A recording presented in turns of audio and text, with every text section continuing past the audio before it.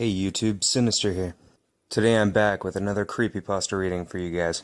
This time, however, I didn't want to do a serious one, so this one's going to be, as I jokingly refer to it, as a crappypasta. As we've stated in previous videos, these are going to be a joking, make fun of kind of take on creepypasta readings.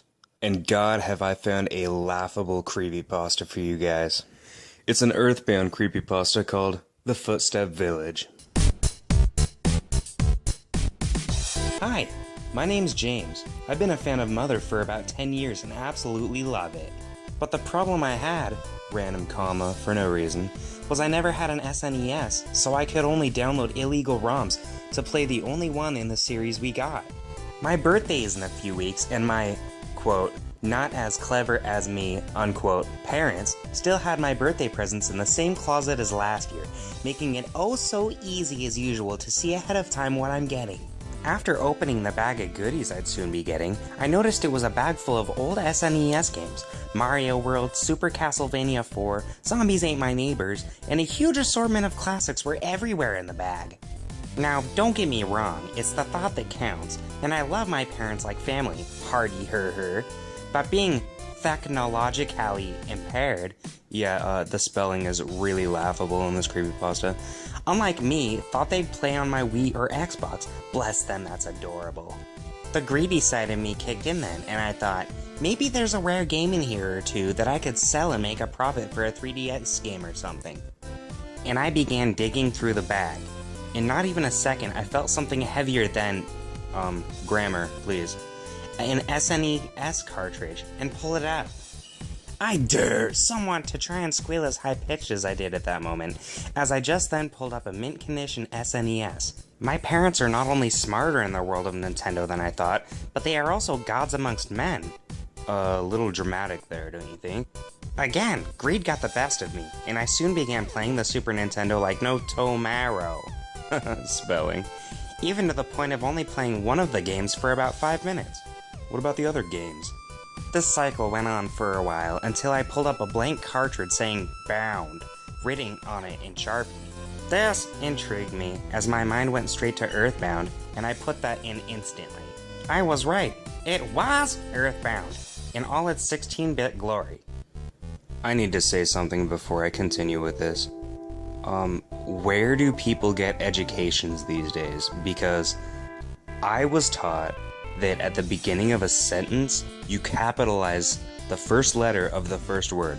Well, this author must be dense or something, or doesn't know how to proofread his work or something, because there's no capitalization in the beginning of the sentence. So here we go. After starting up the game, I saw there was already a file with Ness named James. I shook that off as coincidence. James is a common name, you know? I began a new file, and since this was my 5th or 6th playthrough, yes, I'm reading this as the author intended it to be read, I chose the don't care names to get to the beginning over with faster. After playing for about an hour, I got to the Lilliput Steps cave with Paula. Everything was okay until I started fighting Mondo Mole, comma where a period should be. Wherever I attacked, it referred to Ness as James. The logical side of me took over, and I thought to myself, just a glitch due to the last file's name being James. This was translated in 95 and made in 94. Give us some slack, me.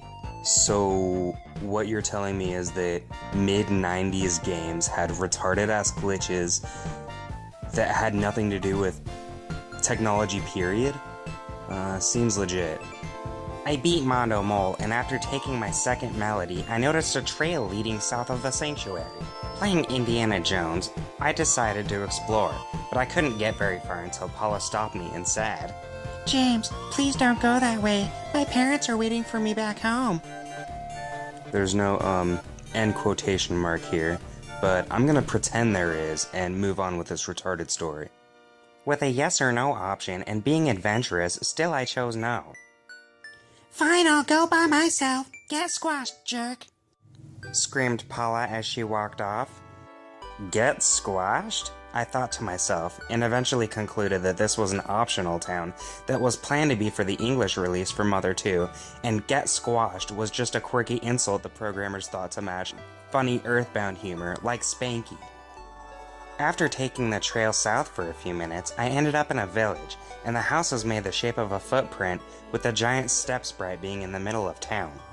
I checked the sprite, and the text box said, Footstep Village. James, watch out for the department store. Cliched as fuck. Come on, breaking the fourth wall, okay. Now I was kind of scared, as on Black Friday last year I was trampled by self-centered jerks at our local department store called the Wolf Lake Mall, and I almost died. Okay, let's make this all about some past traumatic event that happened in your life, because that's cliche and this belongs in this creepypasta. But again, the logical side kicked in and I thought, Itoei humor again, haha. I explored the town, but all of the houses I went to had that knock knock knock sound when you're locked out of a building, and the text box would say, TGIF. Okay, logic is gone, entering scared mode. But for the sake of why not, I continued. The last building I checked out was the same sprite as the department store, finally. Because you couldn't have just initially looked for that one building and went into it? Make it sound like you went on a grand adventure to find a freaking department store. It was a building that opened. Yes, that's typically what buildings do when you go inside of them. Inside was a department store crowded with civilians, more packed than the Happy Happy HQ before you fight Carpainter. This grammar and spelling are giving me an aneurysm. I hope you people are enjoying this at least. After taking a few steps, a random text box came up and said, We're open! Happy Black Friday, James! Fourth wall. And just as the box closed, all the shoppers filled every floor of the store as more ran in, hitting Ness and pushing him to the floor. Oh no, that poor pixelated person who doesn't really exist. If you consider the laying down Ness sprite falling vertically to horizontally is being pushed, 'cause I did. Yes, thank you for clarifying what happens in a video game when a sprite is being pushed over. As the shoppers walked over Ness, the mortal damage noise, the one that plays when an enemy hits you bad, like when Frank brandished a knife on you back when you fought him, kept playing as Ness stats showed his HP was dropping, and I could do nothing. Turn off the console! When it hit 1, the screen turned black, and yet another text box appeared saying, Stop! When the screen went back, it was Ness's mom, moving over Ness's sprite, and to, as what I think was helping him up. Oh, yes, grammar. I read that exactly how it was written. I'm sorry for the confusion you guys must feel right now. Once he was up, Mom said, I love you, and walked away, almost identical to how my trampling went down. Oh, I get it. So this Ness thing is just... It's her way to make up for being a shitty parent, because if I was mortally wounded by being trampled almost to death, my mother would take me to the hospital, not just pick me up and say I love you and then walk away. So, yeah, good parenting. I turned off the SNES, went to my mom, and hugged her for as possible. And with a grammar error there, missing a word, this story ends. That was the comical Earthbound creepypasta, The Footstep Village. Now I'm not entirely convinced that this isn't a troll pasta rather than an actual creepypasta. This was shit. I mean, grammar errors and spelling errors aside, because people don't know how to freaking proofread, there are so many cliches. I made a mental note that I'm gonna mentally read off to you guys now. There was a video game breaking the fourth wall, displaying and reimagining traumatic events that occurred in the writer's life, listing off all the most commonly known video games in a given system, a video game breaking the fourth wall, the whole, oh, this is my 5th or 6th playthrough in the game, events occurring in a video game that shouldn't occur in the video game, because that is not how the game was programmed. A video game breaking the fourth wall. And a video game portraying your shitty parent. Yeah, I revisited the whole breaking the fourth wall thing a couple times, because that is the most annoying cliche you can put in a creepypasta. Never do it. I'm sure there were plenty other cliches in this creepypasta, but I am not gonna read this again to go over it. I've already read it like 3 times to read to you guys.